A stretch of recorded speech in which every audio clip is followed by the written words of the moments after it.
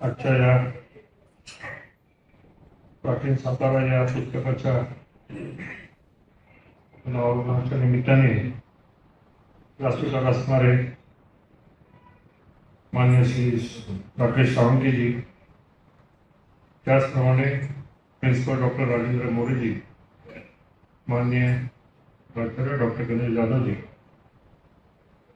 अर्थात या पुस्तकाची सर्व असणारे साक्षी मामुलकर, व्यासपीठावर पाटील मॅडम, संसदने आणि आपण उपस्थित असणारे सर्व बंधू आणि भगिनी, खरं तर आज या प्रकाशन सोहळ्यासंबंध या कार्यक्रमात मला त्यांनी खूप आग्रह केला आणि तुम्ही पाहिजेच असं मला सांगितलं. मी त्यांना म्हणतो की खरं माझं आणि प्रकाशन वगैरे ह्यात हा तसं फार अंतर आहे. पुस्तक वाचण्याची आवड मला नक्कीच आहे, परंतु प्रकाशन एखाद्या पुस्तकाचं करणे एवढं मी एकदा अध्यक्षपद घोषणा केली याविषयी मी खरंच साक्षी होतो. परंतु माहुलकर कुटुंबियांनी प्रेम असल्यामुळे मला त्यांनी अतिशय आग्रह केला, तो मी टाळू शकलो.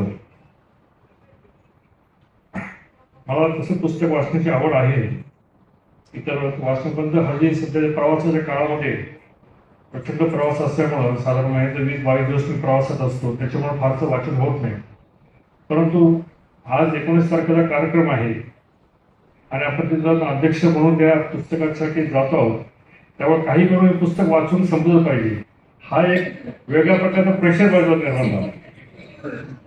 आणि मग आता परवाच पहाटे मी 3 वाजता साताऱ्यात आलो. त्याच्या आधी त्यावेळेस मी पुणे, उदयपूर आणि उदयपूरहून परत मी वेस्ट बेंगाल असा माझा दौरा होता 2-3 दिवसाचा.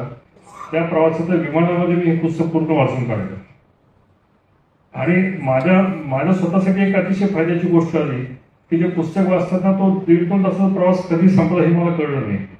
आणि त्यामुळे मी आता काय केलं, आल्या माझ्या बॅगेमध्ये 5-6 पुस्तकं तशी टाकून दिली.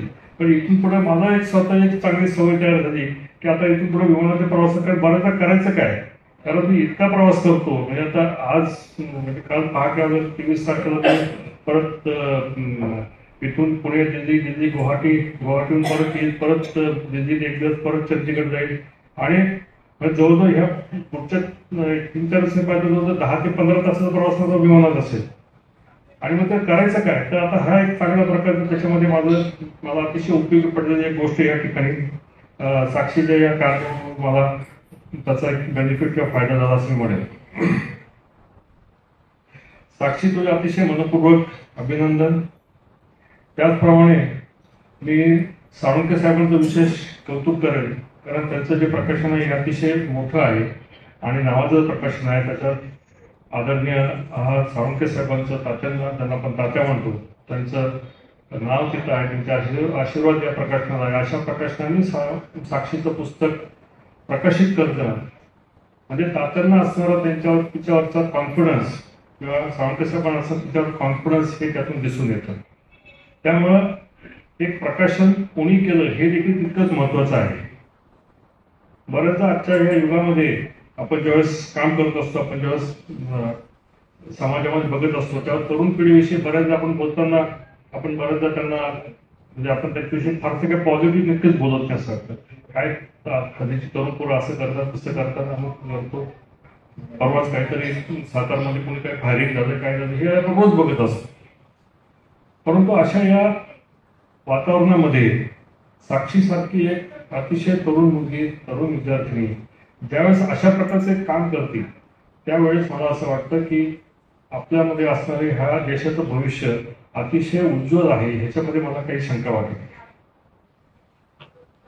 साळुंखे तात्यांचं पुस्तक आहे 100 कोटी मेंदू आणि 200 कोटी हात. आता काय तिथे 150 कोटी मेंदू आणि 300 हात म्हणावं लागेल आता. परंतु तात्यांच्या पुस्तकामध्ये त्यांचं जे एक व्ह्यू होता, त्या एका लेखामध्ये जे त्यांना जे अपेक्षित होतं की इतक्या मोठ्या लोकसंख्येचा असणारा देश, इतकी प्रचंड असणारी इथं बुद्धिमत्ता, परंतु तरी देखील आपल्या देशाची किंवा प्रत्येक हा मेंदू जर चालला तर काय होऊ शकतं देशाचं.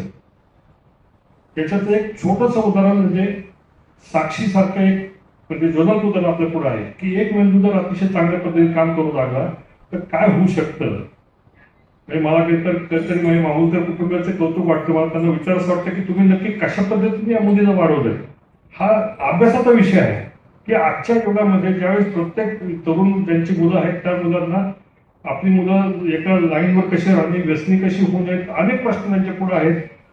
ह्या सगळ्या अडचणींमध्ये ही मुलगी इतक्या या पद्धतीने कशी म्हणजे इतिहास काय करते, चित्र काय करते, संस्कृतचा अभ्यास काय करते, काय नाही करत.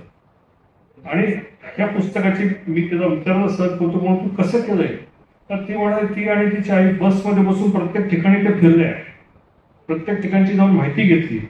बसमध्ये जाऊन माहिती घेऊन येणं, त्याचा अभ्यास करून त्याला असणारे संदर्भ जोडणं, ते शोधून त्याच्यावर काम करणं ही काही छोटी गोष्ट नाही. तर त्याच्यामध्ये असणारी ती जी उत्साह आहे, ती जी प्रेरणा आहे, ती अतिशय म्हणजे मोलाची किंवा अतिशय गोष्ट महत्वाची गोष्ट तिने इतक्या कष्टातून तिने करून आपल्या पुढे दिली. आपल्याला वाचायला काय 80-82 पानाचं ते पुस्तक आहे. 82 पानामध्ये म्हणजे एखादा मोठा दगड असतो आणि एखादा छोटासा दगड असतो, त्या दगडाला हिरा म्हणतो, ते हिऱ्याची किंमत प्रचंड असते. तसा हा एक पुस्तकांमधलं 80 पानाचं जरी असं तरी एक प्रचंड मोठा हिरा अतिशय मौल्यवान असा ठेवा आपण सातारकरांना साक्षी दिलेला आहे. सातारमध्ये आता मी 25 वर्ष राहतोय.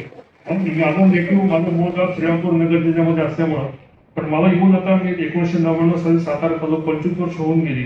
काही ठिकाणं जसं साळुंके सरांनी केली की काही ठराविक ठिकाणं असतील ते आपण सगळ्यांनीच बघतो. कास असेल, पाटेश्वर असेल किंवा अजिंक्य तारा रोज फिरायला जाण्याची सवय आहे किंवा इतर म्हणजे छोट्या मोठ्या महत्वाच्या गोष्टी. परंतु तालुक्याने अनेक ठिकाणी अनेक असणारी मंदिरं, कराडच्या लेण्या, आपण औरंगाबाद अजिंठा वेरूळला जाऊन आपण लेण्या बघतो. कराडवर लेण्या हे माहितच नाही. ते कराड नाव होतं त्याचं कराड झालं. आता मग सरांनी त्याचा उल्लेख केला, पण कराडवर लेण्या हे माहितच नाही. त्यामुळे ह्या इतकी प्रचंड इतकी माहिती या पुस्तकामध्ये ज्यावेळेस आपल्याला मिळाली आहे त्यावेळेस आपली देखील एक प्रकारची जबाबदारी आता सर या चालू दे. आपली देखील एक अतिशय महत्वाची जबाबदारी या ठिकाणी मी पडलेलं आहे. आत्ताच प्राचार्य विपी जाधव सर आले, त्यांचं स्वागत करतो मी आता.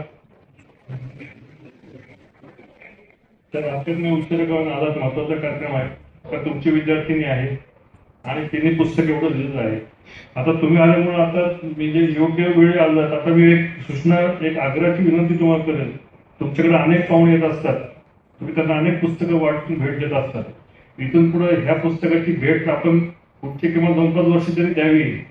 कारण त्यामुळे सातारची आग्रहाची विनंती आहे. तुमची जबाबदारी पण आहे की तुमच्या विद्यार्थ्यांनी पुस्तक तयार केलं आहे आणि खरोखर अतिशय मौल्यवान हा ठेवा आपल्याला आपल्या हातात मिळाला आहे.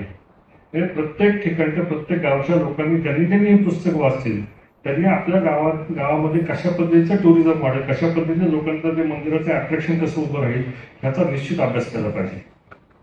आता सुदैवाने मी आता बघतोय माझे मित्र मीडिया, सकाळ मीडियाचे निंबाळकर सर आहेत, मेदवीर तिथे बसलेले आहेत. तर तुमच्यावर पण एक जबाबदारी आहे. पुढे जेव्हा सातारचा एखादा लेख तुम्ही लिखाल त्यावेळेस प्राचीन सातारा त्याच्यामध्ये आवर्जून उल्लेख करा आणि प्रत्येक तालुक्यानुसार कुठल्या महत्वाच्या गोष्टी आहेत त्या लोकांना कळू द्या.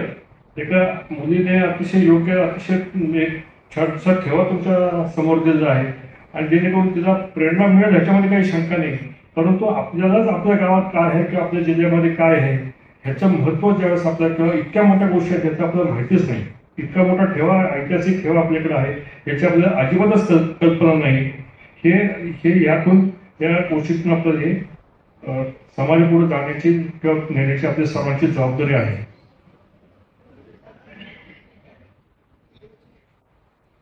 औरंगाबाद आता आपण ज्यावेळेस आपण तुमच्यापैकी बऱ्याच जणांनी औरंगाबादच्या लेण्या बघितल्या असेल, वेरूळच्या आपण गेलो असेल, तिथे एक गमतीशीर गोष्ट असते. हे तुमच्या कोणाच्या लक्षात आलं की नाही माहिती नाही. ज्यावेळेस भारतीय माणूस जातो त्याला तिकीट 100 रुपये असतं आणि परदेशी नागरिकाला त्याला तिकीट 100 रुपये असतं. वास्तविक येणाऱ्या पाहुण्याला तुम्ही सवलत दिली पाहिजे, परंतु आपल्याकडे उलटच आहे. पण जगामध्ये ज्यावेळेस तुम्ही फिरता, ज्यावेळेस मी ज्यावेळेस युरोपमध्ये किंवा इतर ठिकाणी ज्यावेळेस मी जेव्हा फिरून अनुभव माझा घेतलेला आहे त्यावेळेस जर परदेशात येणारा माणूस त्या काही युरोप पास असेल तर तर त्याला बऱ्याच ठिकाणं तिथं किमती $20-30 किमती असतात, म्हणजे 2-3 हजार रुपये जे तिकीट असतं ते तिथं बऱ्याचदा विनाशुल्क. कारण तुमच्यावर कारण तुम्ही रेल्वेचे युरोपचे व्हिजिटर्स आहात किंवा तुम्हाला बऱ्याच ठिकाणी निम्मी किंमत ह्या पद्धतीची सवलतीच्या दराने त्या ठिकाणी दिले जातात. म्हणजे आपल्याकडची टुरिझमची देखील काय म्हणूयात आपली जी पद्धत आहे ती अतिशय वेगळ्या पद्धतीने ती बदलण्याची मोठ्या पद्धतीने गरज आहे. साक्षी, तू हे पुस्तक लिहिलं आहे, मगाशी सर म्हणाले ते खपेल, त्याचं पुढच्या प्रती निघवते, खपो न खपो, तू तुझं काम चालू ठेव. अतिशय उत्तम काम तू केलं आहे. आणि तुझ्याकडे बघून 18व्या-19व्या वर्षी तू ज्या पद्धतीची मांडणी, ज्या पद्धतीचा इतिहास ह्याच्यामध्ये लिहून दिला आहे तो खरोखर कौतुकास्पद आहे. म्हणजे मला स्वतःला असं वाटतं, अरे बापरे, म्हणजे एक एक गोष्ट म्हणजे वीरगळ ज्याला एक मगाशी सांगून उल्लेख केला, म्हणजे ही छोटीशी गोष्ट आहे की आपल्या तिच्या पूर्वी युद्धामध्ये धारातीर्थ पडलेल्या सैनिकांचं जे एक त्याला एक त्याचा हे जो मॉन्युमेंट जो तयार करत होतो, तो मॉन्युमेंट म्हणजे विरगळ होती. ती विरगळ खालून वर वाचायची असती. आता विरगळच माहित नव्हती खरं तर आतापर्यंत. त्याच्यानंतर ती कुठून खालून वर वाचायची ही तर नवीनच माहिती. पण इतक्या छोट्या गोष्टी म्हणजे ह्या धारातीर्थ पडलेल्या सैनिकांचा देखील कौतुक, त्यांचा जो मान सन्मान पूर्वी कशा पद्धतीने होत होता हे याच्यातून शिकण्यासारखं आहे. त्याच्यामध्ये काय सतीगड पण त्याच्यामध्ये आहे. म्हणजे ह्या वीर सैनिकांबरोबर सती गेलेल्या स्त्रियांच्या त्या भगिनींचं देखील त्याच्यामध्ये ते कौतुक, त्यांचं एक त्याची आठवण म्हणून त्या ठिकाणी तयार केलं आहे. म्हणजे खूप छोट्या छोट्या माहिती आहेत, परंतु त्या ज्याच्याकडे बघितलं ती अतिशय आवर्जून त्याला किती महत्वाचे आहेत हे आपल्याला या ठिकाणी पाहायला मिळालं आहे. आणि खरोखर साक्षी, तुझं परत एकदा कौतुक करतो. मी फार वेळ घेणार नाही. आज या परत एकदा तुम्हाला सर्वांचे आभार मानतो. या पुस्तकाच्या निमित्ताने मला तुम्ही अध्यक्षपदी बोलवलं त्याबद्दल मी खरोखर आभारी आहे. आणि साक्षी, तुझा आशीर्वाद परत एकदा मामूदकर कुटुंबांचे अतिशय अध्यक्ष शिक्षण संस्थेचे जनरल बॉडीचे सदस्य माननीय सुजित जगदाळे साहेब, यशवंतराव चव्हाण इन्स्टिट्यूट ऑफ सायन्सचे प्राचार्य माननीय डॉक्टर डी.पी. जाधव साहेब, यशवंतराव चव्हाण इन्स्टिट्यूट ऑफ सायन्सचे उपप्राचार्य सर, छत्रपती शिवाजी कॉलेजचे प्राचार्य, संस्थेच्या ऑडिट विभागाचे सहसचिव माननीय प्रिन्सिपल डॉक्टर राजेंद्र मोरे साहेब, धनंजयराव गाडगिरी वाणिज्य महाविद्यालयाचे प्राचार्य माननीय डॉक्टर गणेश जाधव साहेब आणि मंचावर उपस्थित सर्व मान्यवर, माननीय मंगल पाटील मॅडम, माननीय मोनिका जगदाळे मॅडम आणि समोर उपस्थित सर्व मान्यवर, नातेवाईक, मित्रमंडळी, प्राध्यापक वर्ग, सगळ्यांनाच माझा नमस्कार. खरं तर मी जास्त वेळ घेणार नाही, कारण सन्माननीय व्यासपीठ हे इतक्या व्यक्तिमत्वाने सजलेले असताना मी सुद्धा त्यांच्याकडूनच ऐकायला उत्सुक आहे. त्यामुळं शेवटी आपल्यापेक्षा आपलं पुस्तक किंवा आपलं लेखन जास्त चांगल्या प्रकारे व्यक्त होऊ शकतं असं मला वाटतं. खरं तर हे सभागृह, ही जागा मला नवीन नसली तरी फार जवळची आहे. रयत शिक्षण संस्थेची आणि या महाविद्यालयाची विद्यार्थिनी असताना सातत्याने कार्यक्रमानिमित्त असेल इथे येणं झालंय. या मंचावर कित्येक पारितोषिकं स्वीकारले. त्यामुळं रयतनं, या महाविद्यालयानं घडवलेली, अगदी आजही घडत असलेली एक विद्यार्थिनी म्हणून पुन्हा एकदा या मंचावर उभं राहताना फार आनंद होतोय. माणूस हा आजन्म विद्यार्थीच असतो या भावनेतूनच हे पहिलं लेखन पुष्प सुद्धा आपल्या सर्वांसमोर सादर करते. तुम्ही ते आपलंसं कराल, काही उणीवा असतील तर त्या सुद्धा हक्कानं सांगाल अशी आशा करते. पुस्तकाविषयी थोडं सांगायचं झालं तर मी मनोगतात लिहिलंय त्याप्रमाणे प्रत्येकालाच आपल्या जन्मभूमी आणि कर्मभूमीविषयीची ओढ असते. अगदी माझ्याही बाबतीत तो काही अपवाद ठरला नाही. लहानपणापासून मी हा प्रदेश बघत आले, इथली वारसास्थळं बघत आले, पण पुढे एक इतिहास अभ्यासक म्हणून हा प्रदेश मला जास्त आकर्षित करून गेला. स्वराज्याची चौथी राजधानी म्हणून परिचित असलेला सातारा हा प्रागैतिहासिक काळापासूनचा इतिहास मिळवणारा एक संपन्न भूप्रदेश आहे याची जाणीव झाली. पुढे इतिहास, पुरातत्व आणि भारतीय विद्येसारखे विषय अभ्यासताना हे जाणवून गेलं की इथं फार मोठा संपन्न इतिहास आणि वारसा स्थळ दडली. त्यामुळे ती सगळी वारसा स्थळं पिंजून काढण्याचा मोह आवडला नाही. त्यातूनच चिखली असेल, भरतगाव असेल, इथल्या संशोधनांनी एक नवी दिशा दिली असं म्हणलं तर ते नक्कीच वावगं ठरणार नाही.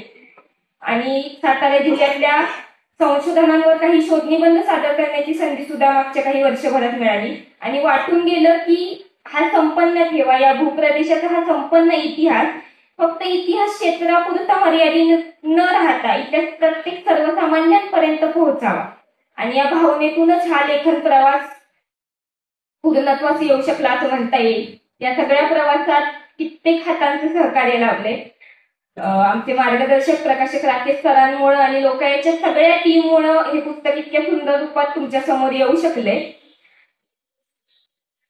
त्यामुळं हे पुस्तक तुम्ही सगळेजण आपलंसं कराल याची मला आशा करते. या प्रवासात ज्यांचं सहकार्य लाभले त्या सगळ्यांचे मी धन्यवाद देते. आधी तो उपस्थित राहिलेल्या कार्यक्रमाची शोभा वाढवलेल्या सगळ्यांचेच मी धन्यवाद देते. आणि शेवटाकडे येताना फक्त एकच सांगते की मनोगताच्या सुरुवातीला मी ज्या श्लोकाचा उल्लेख केला तो माझा आणि एकूणच सगळ्याच संस्कृत अभ्यासकांचा आवडीचा श्लोक. वागर्थाविव संपृक्त वागर्थ प्रतिपत्तये. महाकवी कालिदासाने त्याच्या महाकाव्याच्या सुरुवातीला ज्ञान मिळवण्याच्या उद्देशानं लेखनात वाक्य आणि अर्थ समान व्हावेत या उद्देशानं लिहिलेला हा श्लोक आधीच सांगावाचा वाटला, कारण आज ह्या लेखनातलं गुंफलेली वाक्य आणि अर्थाची सांगड तुम्ही सगळेजण वाचणार आहात. सगळेजण तुम्ही आपलंसं कराल अशी आशा व्यक्त करते आणि थांबते. जय हिंद, जय Karnataka. Yashwantrao Chavan institute of science साताराचे माननीय प्राचार्य बी.टी. जाधव साहेब, आजच्या कार्यक्रमाचे प्रमुख पाहुणे माननीय श्री सुजित जगदने साहेब, जनरल बॉडी सदस्य, रयत शिक्षण संस्था सातारा, छत्रपती शिवाजी कॉलेज साताराचे प्राचार्य आमचे गुरु माननीय प्रिन्सिपल डॉक्टर राजेंद्र मोरे साहेब, सहसचिव ऑडिट, रयत शिक्षण संस्था सातारा, आदरणीय राकेश साळुंके साहेब, लोकायत प्रकाशनचे प्रकाशक, माननीय मंगल पाटील मॅडम, त्याचबरोबर जगदने मॅडम आणि आजच्या कार्यक्रमाची स्टार साक्षी महामुलकर, साक्षी बाबासाहेब महामुलकर. मला पुस्तकावरती नाव वाचल्यानंतरच लक्षात आलं की लेखक जरी उंचीनं छोटा असला तरी त्याची वैचारिक उंची फार मोठी आहे. कारण एखादं पुस्तक लिहिता येणं, ते पुस्तक लिहायचं आहे असं मनात विचार येणं ही फार मोठी गोष्ट आहे. कारण मी इंग्लिशमधली 11 पुस्तकं लिहिली. ती 11 पुस्तकं लिहिण्याच्या अगोदर त्याची सुरुवात कधी झाली ते सांगतो. माझी सर्व्हिसची 10 वर्ष पूर्ण झाल्यानंतर मी पहिलं पुस्तक लिहायला हाती घेतलं. पण आज साक्षीचं वय पाहता, तिचं करिअर पाहता, तिनं पुस्तक लेखनाचा जो प्रपंच त्या ठिकाणी केलेला आहे तो तिच्या वयाच्या अतिशय कमी वयाच्या टप्प्यावरती केलेला आहे असं मला म्हणायला हरकत नाही. एखाद्या लेखकाला आपले विचार मांडायचे आहेत, ते पुस्तक रूपानं वाचकांच्या समोर ठेवायचे आहेत, अशी भावना निर्माण होणं फार महत्वाचं आहे. कारण केवळ त्याच्या मनात दाटलेलेच विचार तो मांडतो असं नाही, पण समाजाला आवश्यक काय आहे, समाजाला ज्या कंटेंटचा पार्ट देणं आणि त्यातून लोकांच्या मनामध्ये एक विशिष्ट प्रकारची जागृती करणं, हा जो भाग असतो तो लेखकाचा मूळ उद्देश असतो पुस्तक लेखनाच्या पाठीमागचा. पुस्तकाकडे वळण्याच्या अगोदर मला ह्या मुलीच्या जिद्दीबद्दल आणि या मुलीच्या महत्वाकांक्षेबद्दल मला थोडंसं सांगायचं आहे. आणि त्याच्या अनुषंगाने मला एक प्रसंग आठवतो. एक खेडेगावामध्ये एक प्राथमिक शाळा होती.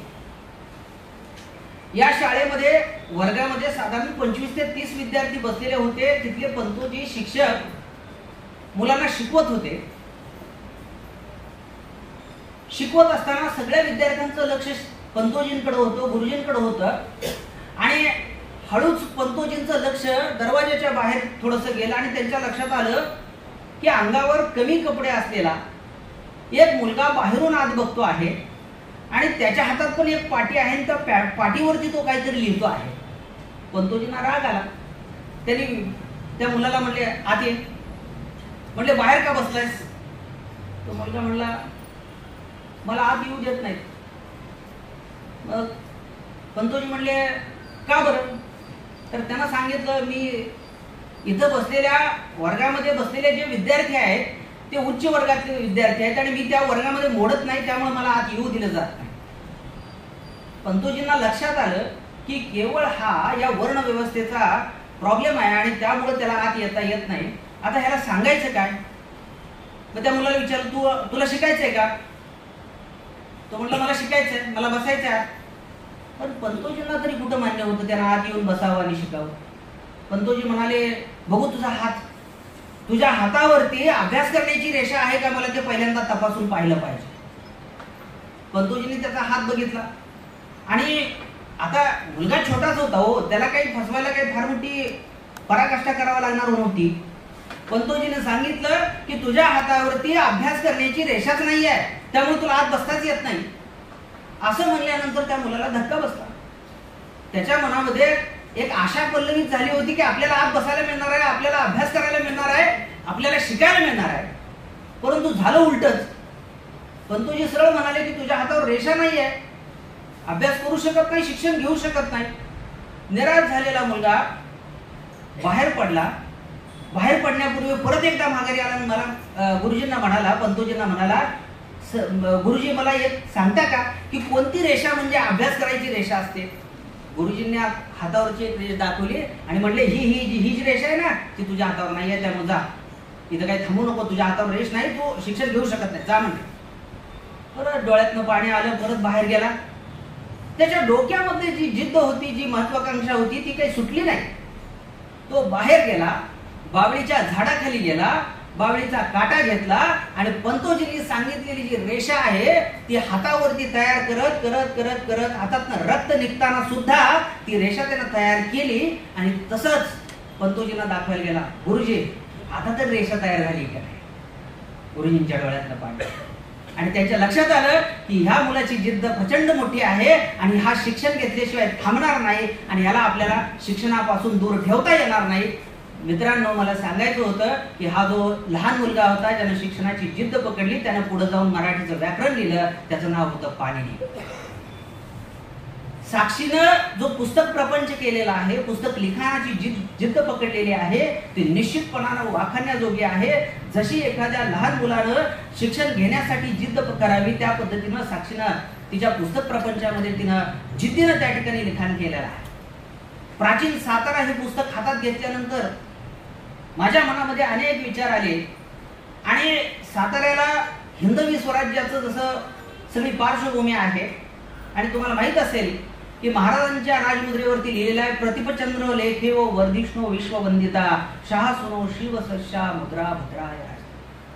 महाराजांचं हे राज्य जे आहे त्या प्रतिपचंद्रेच्या त्या कलेप्रमाणे चंद्रकला जशी जशी वाढत जाते त्या पद्धतीनं वाढावं अशी अपेक्षा आहे.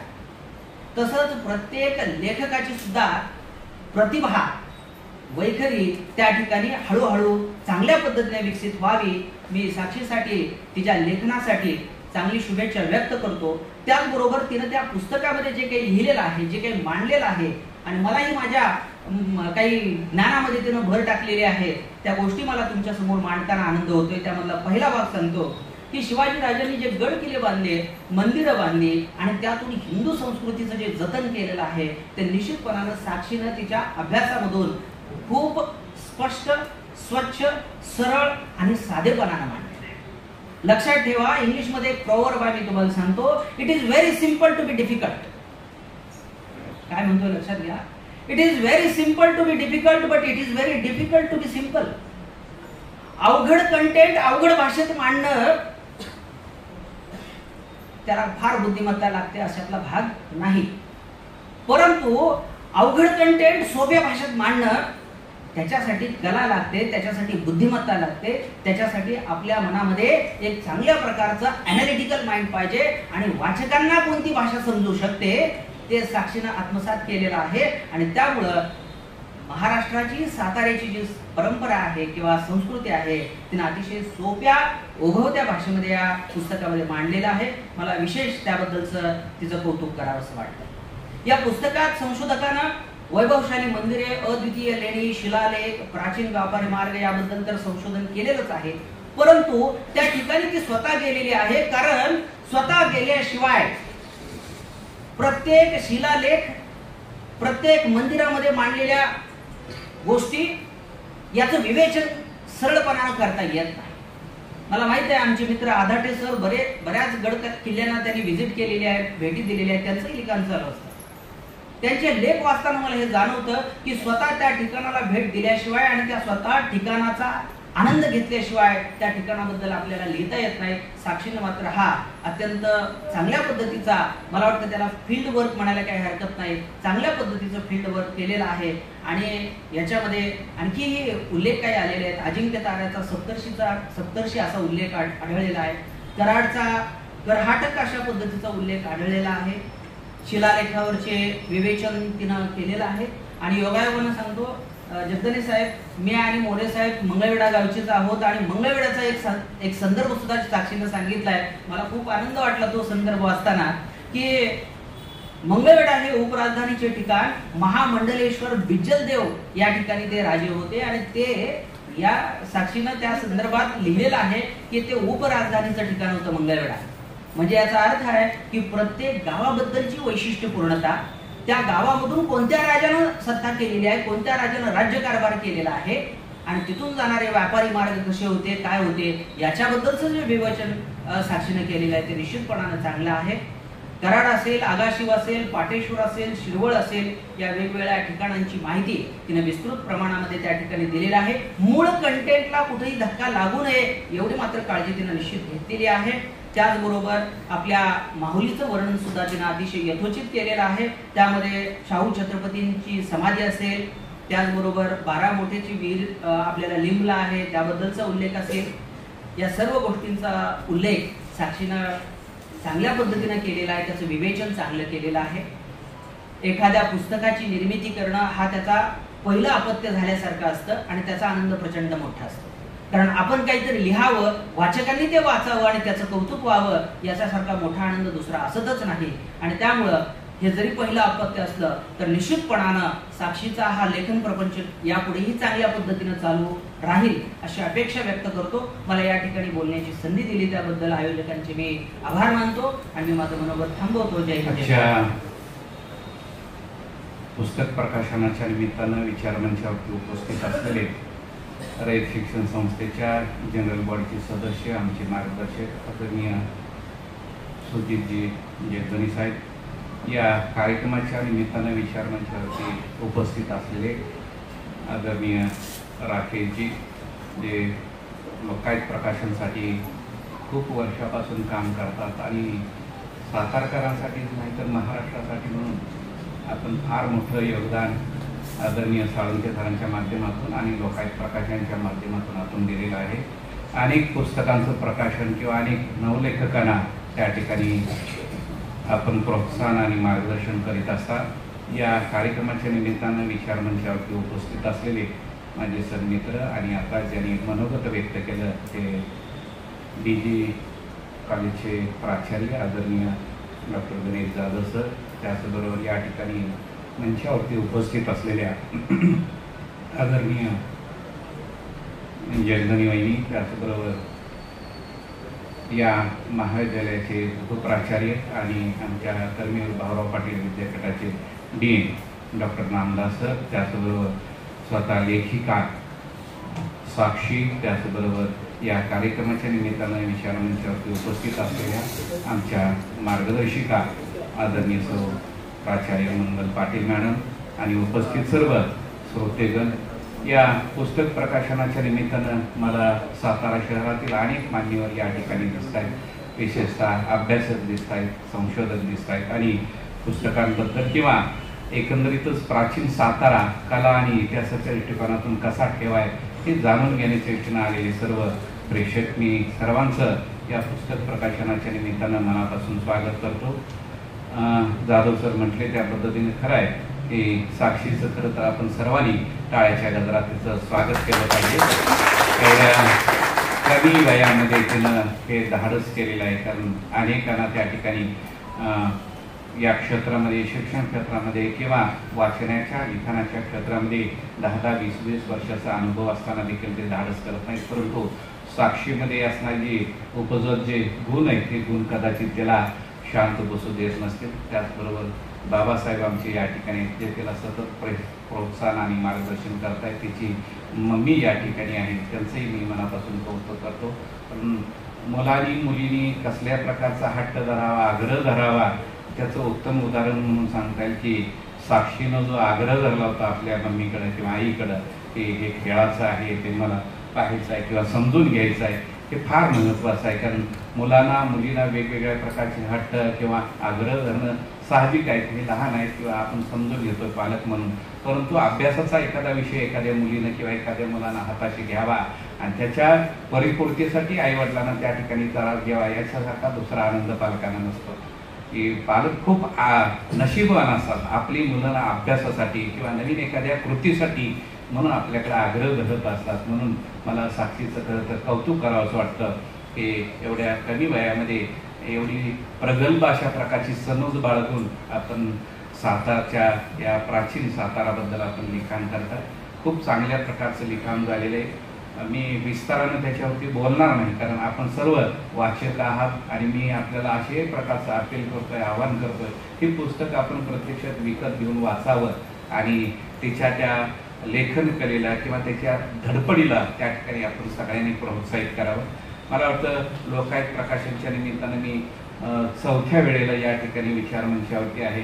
नेताजी पालकरांवरती एक पुस्तकाचं प्रकाशन झालं, त्याचबरोबर शहाजी पुत्र संभाजी महाराजांवरती एक प्रकाशन झालेलं होतं, हंबीराव मंतेंवरती एक प्रकाशन झालेलं होतं आणि आज प्राचीन सातारा कला इतिहासाचा ठेवा या पुस्तकाच्या अनुषंगाने मी या ठिकाणी उपस्थित आहे. खरं तर लोकायत प्रकाशननं खूप चांगली चळवळ महाराष्ट्रामध्ये उभा केलेली आहे आणि वेगवेगळ्या लेखकांची वेगवेगळ्या नवख्या लेखकांची पुस्तकं ते बाजारामध्ये किंवा वाचकांपर्यंत आणण्याचा प्रयत्न करत आहे. साक्षीने देखील तिच्या जिद्दीतून धडपडीतून हे सगळं साध्य करण्याचा प्रयत्न केलेला आहे आणि एखादा विषय समजून घेण्याच्या दृष्टीनं अगदी त्याच्या मुळाशी जावं लागतं, प्रत्येक गोष्टीच्या मुळाशी जावं लागतं आणि साक्षीनं या सगळ्या गोष्टी लेखक म्हणून आवश्यक असणाऱ्या आणि विशेषतः त्याच्या तथ्याच्या मुळाशी जाण्याचा तिनं प्रयत्न केलेले. अनेक मंदिरांना अनेक वेगवेगळ्या ठिकाणांना तिनं भेटी देऊन त्या ठिकाणी ही सगळी शिल्प असतील किंवा विरळगावा असतील किंवा अनेक गोष्टी त्या ठिकाणी पाहण्यासारख्या असतात त्या जिवंत करण्याचा प्रयत्न केलेले. ते दगड असतात, धोंडी असतात किंवा वेगवेगळ्या प्रकारच्या मूर्ती असतात ते त्या ठिकाणी असतात. परंतु लेखकाचं कसं कुठंपणाला लागतं की तिथं जाऊन ते वाचन करणं आणि त्याला बोलतं करणं हे लेखकांचं खरं तर काम असतं. साक्षीनं ते करण्याचा प्रयत्न केला. अनेक मंदिरांना अनेक वेगवेगळ्या ठिकाणी भेटी देऊन तिनं प्रत्यक्षात त्याची पाहणी करण्याचा प्रयत्न केला. ते इतिहास त्याचा बोलका करण्याचा प्रयत्न केला आणि ही फार महत्त्वाची गोष्ट आहे. मला अनेक वेळेला राकेशजी सुजितजी बोलावं असं वाटतं किंवा व्यक्त व्हावं असं वाटतं की सातारमध्ये आल्यानंतर आपण जशा वेगवेगळ्या ठिकाणी सहलीची ठिकाणं पिकनिक स्पॉट म्हणून किंवा टुरिझम म्हणून पाहतो तसं ऐतिहासिक दृष्टिकोनातून देखील सातारचं फार मोठं महत्त्व आहे. साक्षीनं ते वेळोवेळी या ठिकाणी सिद्ध करण्याचा किंवा दाखवण्याचा प्रयत्न केलेला आहे. इथून पुढं आपण देखील या साक्षीनं दाखवलेले जे वेगवेगळी ठिकाणं आहेत ती ठिकाणं शोधण्याचा किंवा नव्यानं धुंडाळण्याचा प्रयत्न करूया आणि जे बाहेरगावून लोक येतात या ठिकाणी त्यांना सातारबद्दल हे ऐतिहासिक ठेवाय त्याची देखील माहिती असावी.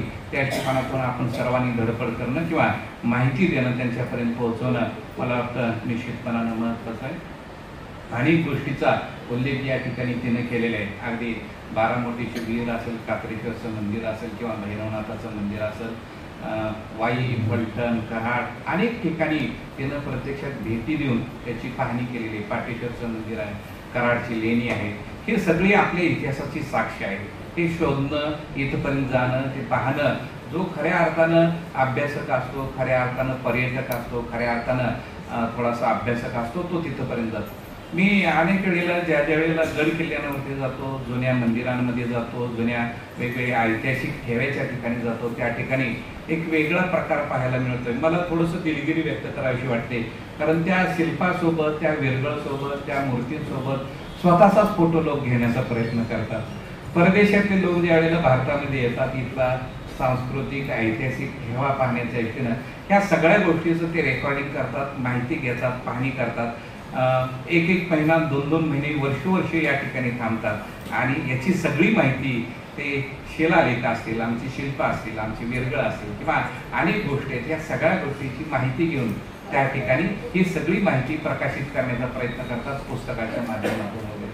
परंतु आपण मात्र आपले अभ्यासक स्वतःचा फोटो त्या गोष्टी बरोबर घेतात, त्याच्याकडे कोणी पाहत नाही किंवा त्याच्याकडे कोणाचं लक्ष नसतं. कारण माझा फोटो आणि ते ऐतिहासिक काही गोष्टी असतील त्याला कोण पाहणार आहे? त्याऐवजी त्या ऐतिहासिक गोष्टींचा व्यवस्थित अभ्यास करून त्याची जर मांडणी केली आणि पुढच्या पिढीला सांगण्याचा प्रयत्न केला तर निश्चितपणाने ते महत्त्वाचं ठरणार.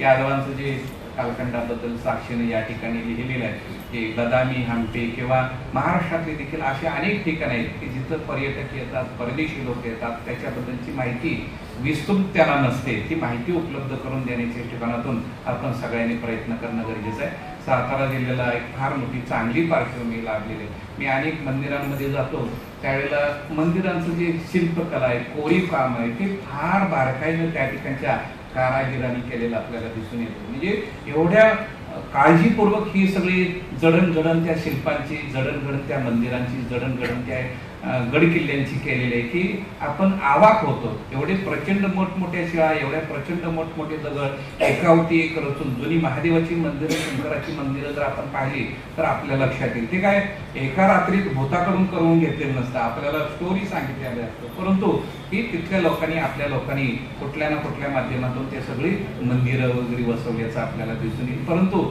या सगळ्या लोकांचं कौतुक करायचं वाटतं. म्हणजे एवढी नवीन टेक्नॉलॉजी नसताना, क्रेन नसताना, जेसीबी नसताना, नवीन साधनं नसताना हे सगळं उभा करणं म्हणजे साधी गोष्ट नव्हती.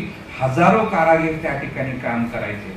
सुतार असतील, कार्पेंटर असतील किंवा वेगवेगळे माती काम करणारे, कलर काम करणारे, अनेक कातळाचं शिल्प करणारे, ह्या अनेक लोकांनी खूप चांगल्या प्रकारची कला त्यांच्याकडे होती आणि ती कला त्यांनी वेळोवेळी त्या ठिकाणी दाखवण्याचा प्रयत्न केलेले.